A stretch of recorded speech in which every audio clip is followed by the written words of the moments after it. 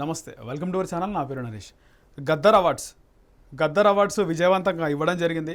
నిజంగా ముఖ్యమంత్రి తీసుకున్న ఈ స్టెప్, సీఎం రేవంత్ రెడ్డి తీసుకున్న ఈ యొక్క స్టెప్ నిజంగా చాలా స్వాగతించేది, మెచ్చుకునే విధంగా ఉంది. చాలామంది గద్దర్కి సినిమా ఇండస్ట్రీకి ఏం సంబంధం ఉంది, గద్దర్ చాలామందిని పుట్టన పెట్టుకున్నాడు, ఆయనకు సినిమా అవార్డులు ఏంది, రకరకాల మాటలు మాట్లాడుతున్నారు. కానీ గత ప్రభుత్వంలో గద్దర్ ఎంత అణిచివేతకు గురైనాడు. ఆయన ఒక దాదాపు కొన్ని గంటలు అప్పటికి సీఎం కేసీఆర్ని కలవడానికి బయట ఉంటే అసలు గద్దర్కి అపాయింట్మెంట్ ఇవ్వలే. అలాంటి గద్దర్ని నెత్తినెత్తుకున్నాడు రేవంత్ రెడ్డి. ఆయన కుటుంబానికి అండగా ఉన్నాడు. వాళ్ళ బిడ్డని సాంస్కృతిక శాఖ చైర్మన్గా చేసిండు.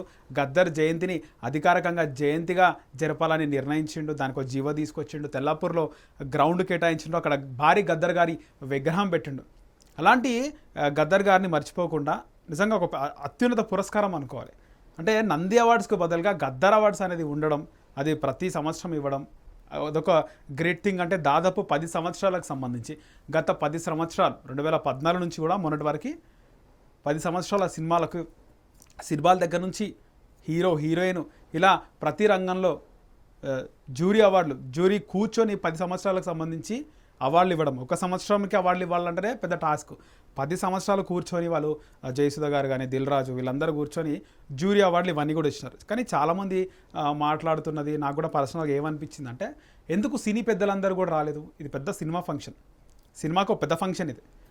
గవర్నమెంట్ సినిమా కలిసి చేస్తున్న ఫంక్షన్, గవర్నమెంట్ అత్యున్నత పురస్కారాలు ఇస్తున్న ఫంక్షన్కి పెద్ద పెద్ద స్టార్ హీరోలు, ఇండస్ట్రీ పెద్దలుగా చెప్పుకునే చిరంజీవి గారు కానీ, వెంకటేష్, నాగార్జున వీళ్ళు రాలేదు. బాలకృష్ణ వచ్చిండు, మోహన్ బాబు వీళ్ళు ఎక్కడైనా ఏ పెద్ద ఫంక్షన్ అన్నా కనబడతారు. చాలామంది కమేడియన్లు, క్యారెక్టర్ ఆర్టిస్టులు, సీనియర్ క్యారెక్టర్ ఆర్టిస్టులు ఎవరు కూడా కనిపించలేదు. పెద్దగా హీరోయిన్లు కూడా ఎవరు కనిపించలేదు. పూజా హెగ్డే వచ్చినా కూడా అవి పెద్దగా ఎక్కడ కనిపించలేదు. ఇక ముఖ్యంగా ఈ సినిమా వాళ్ళు చాలా తక్కువ వచ్చినారు. కేవలం ఎవరికైతే అవార్డులు ఇచ్చినారో వాళ్ళే వచ్చినారు. విజయ్ దేవరకొండ కానీ, బాలకృష్ణ కానీ, అల్లు అర్జున్ కానీ. ఎందుకు జనతా గ్యారేజ్కి ఇచ్చిరు, శ్రీమంతుడికి ఇచ్చిరు. సినిమాలకి జనతా గ్యారేజ్ మూవీకి ఉత్తమ సినిమా, శ్రీమంతుడికి ఆ సంవత్సరం ఉత్తమ సినిమా ఇచ్చారు, కల్కికి ఇచ్చారు. జూనియర్ ఎన్టీఆర్, మహేష్ బాబు, ప్రభాస్ రావచ్చు కదా, చిరంజీవి గారు రావచ్చు కదా, నాగార్జున, వెంకటేష్ వస్తే కళగా ఉంటుండే. సభలాగా లేదు. అంటే ఆ ఈవెంట్ సినిమా వాళ్ళు మొత్తం కూడా ఉంటే అది నెక్స్ట్ లెవెల్ ఉంటుంది. అలా అనిపించలేదు అని చెప్పేసి చాలామందికి అనిపించింది. మరోవైపు ఏ సినిమా అవార్డు ఇస్తాడో ఆ సినిమా వెనకాల ఆ సినిమాకి సంబంధించిన పోస్టర్ ప్లే అవుతుంది, అది కూడా ప్లే అవ్వలే అని. ముఖ్యంగా ఇంకో కాంట్రవర్సీ నడుస్తుంది. అసలు తెలంగాణ ప్రభుత్వం ప్రతిష్టాత్మకంగా ఇస్తుంటే హోస్ట్ చేసే యాంకర్లు ఆంధ్ర వాళ్ళు ఉన్నారేంది, తెలంగాణలో లేరా అని. గద్దర్ పేరు పైన అవార్డ్స్ ఇస్తేప్పుడు గద్దరు సంబంధించిన పాటలు ఎన్నో ఉన్నాయి. రీసెంట్గా 1 year ఆయన చనిపోయే ముందు రాసినటువంటి పాట కూడా బాగుంది. రకరకాల పాటలు రాసిండు. పాదయాత్రకై వస్తున్నా అనే పాట గూస్ బంప్ తెప్పిస్తాయి గద్దర్ గారి పాటలు. ఆ పాటలు అన్నీ ప్లే చేయొచ్చు కదా. గద్దర్ అవార్డ్స్లో ఎన్టీఆర్ పురస్కారము, ఆ తర్వాత చాలా పెద్దలు ఉన్నారు, పైడి జయరాజ్ కానీ, ఇలా చెప్పుకుంటూ పోతే చాలామంది పేర్లు చెప్పడం జరిగింది.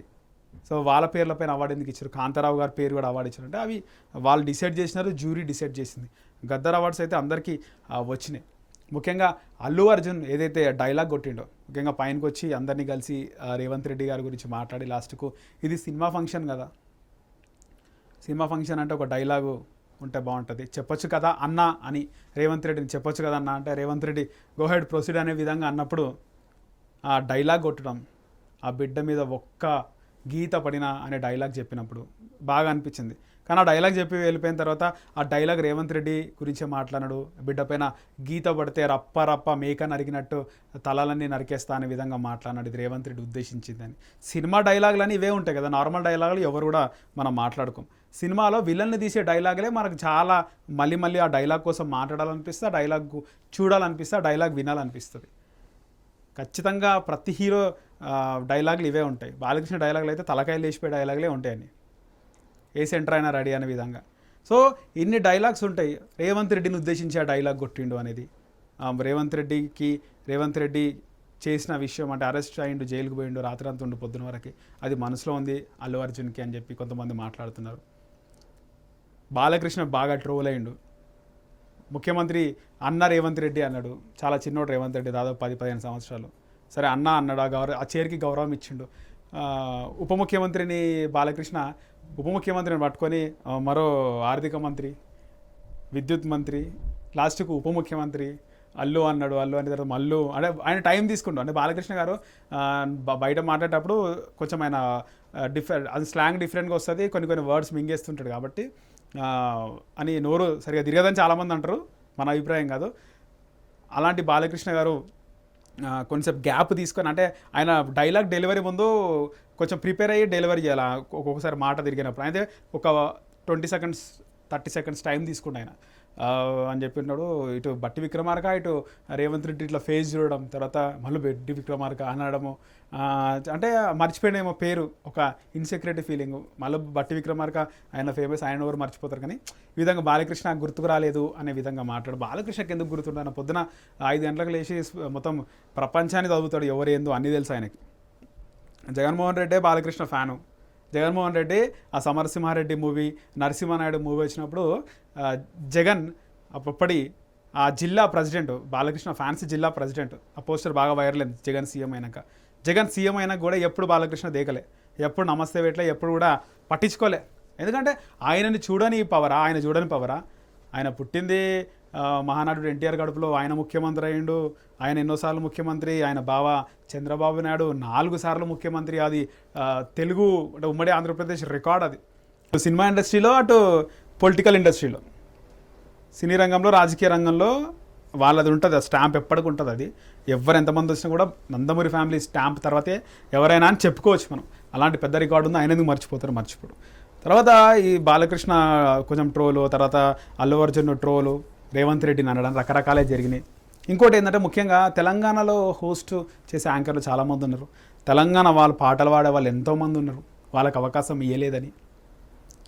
సినిమా ఇండస్ట్రీకి సంబంధించి ఇన్విటేషన్లు కూడా అందరికి ఇవ్వలేదని, అంటే అందరికి ఇవ్వలేకపోయినారో, ఎవరెవరైతే జ్యూరీ అవార్డులకు సెలెక్ట్ అయినారో వాళ్ళకి ఇచ్చినారని, వేరే వాళ్ళకి ఇవ్వలేదని, అందరికి ఇన్విటేషన్ రాలేదని.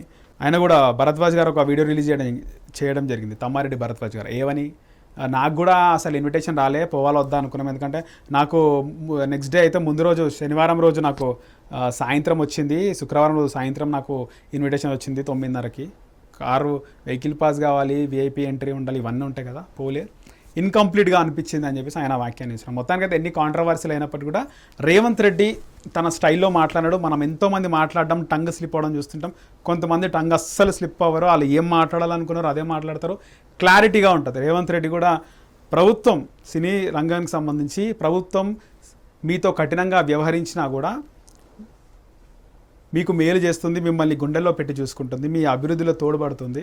బాలీవుడ్, హాలీవుడ్ కూడా వచ్చి ఇక్కడ సినిమాలు తీసేటట్టు మీ ప్రణాళికలు రూపొందించండి అని చెప్పి ఆయన ఒక ఓపెన్ స్టేట్మెంట్ ఇవ్వడం జరిగింది. రాజమౌళి గారిని మెచ్చుకున్నాడు. మొత్తానికైతే గద్దర్ అవార్డ్స్ అసలు చాలామంది చెప్తుంటారు, అంటే గద్దర్ ఒక దళితుడు, గతంలో కూడా మాజీ ముఖ్యమంత్రి కేసీఆర్ ఒక దళితుడిని ముఖ్యమంత్రి చేస్తానే విధంగా మాట్లాడడం సాధ్యం కాలే. కానీ ఇక్కడ గద్దర్ కూడా దళితుడు, గద్దర్ అవార్డ్స్ ఇస్తానని చెప్పడం ఒక ఎత్తు అయితే చేసి చూపించడం ఒక ఎత్తు. అది రేవంత్ రెడ్డి చేసిన నిర్ణయం. ఇక రేవంత్ రెడ్డి లాస్ట్ వరకు లేడు, ఆయన ఉంటే బాగుంటుండే, లాస్ట్ వరకు లేడు. ఆయన బట్టి విక్రమార్కకు అప్పజెప్పి వెళ్ళిపోయాడు అని చెప్పి కూడా మాట్లాడినారు. సో మొత్తానికైతే గద్దర్ అవార్డ్స్కి సంబంధించి ఒక సక్సెస్ అయినప్పటికీ కూడా ఆ గద్దర్ అవార్డు ఫంక్షన్ ఫుల్ ఫ్లెడ్జ్గా అనిపించలే. సంపూర్ణంగా ఏదైతే సంపూర్ణం సినిమా ఇండస్ట్రీ వాళ్ళందరూ ఉంటే ఎంత సంపూర్ణంగా ఉంటుందో అంత సంపూర్ణంగా లేదు. ఫైనల్గా అల్లు అర్జున్ జై తెలంగాణ అన్నాడు, నందమూరి బాలకృష్ణ జై తెలంగాణ అన్నాడు. ఇక్కడ రేవంత్ రెడ్డి జై తెలంగాణ అంటలేడు. అసలు జై తెలంగాణ అనాలని రేవంత్ రెడ్డికి లేదు అని చాలామంది మాట్లాడుతున్నారు. ఆయన అనాలంటే అనొచ్చు, ఆయన నడిపిస్తుంది తెలంగాణ రాష్ట్రానికే ముఖ్యమంత్రి. చాలాసార్లు కూడా జై తెలంగాణ అన్నాడు. ఆయన తెలంగాణ కాంగ్రెస్ పార్టీకి ప్రెసిడెంట్ ఉండి ఇప్పుడు ముఖ్యమంత్రి అయ్యిండు. అదొక కాంట్రవర్సీ అయితే. ఫైనల్గా రేవంత్ రెడ్డి మాట్లాడడానికి పిలిచినప్పుడు 3 రంగుల జెండా పాట, ఆయన వెళ్ళేటప్పుడు 3 రంగుల జెండా పాట, ఇదేదో ఆయన సొంత డబ్బా కొట్టుకున్నట్టు ఉందని కూడా కొన్ని ట్రోల్స్ నడిచినాయి. ఏది ఏమైనప్పటికీ కూడా గద్దర్ అవార్డ్ ఫంక్షన్ సంపూర్ణంగా జరగకపోయినా ఆయన గద్దర్ పేరిట అవార్డ్స్ ఇవ్వాలనుకున్నాడు. సినిమాకి సంబంధించి నంది అవార్డ్స్కి బదులుగా గద్దర్ అవార్డ్స్ ఇవ్వాలనుకున్నా, అయితే ఇచ్చి తీరిండు. అన్న మాట అయితే నిలబెట్టుకుంటూ. గద్దర్ ఫ్యామిలీ అయితే చాలా ఎమోషనల్ అయింది. గద్దర్ గారి సత్యమణి కానీ, కొడుకు కానీ, కూతురు కానీ చాలా ఎమోషనల్ అయినారు.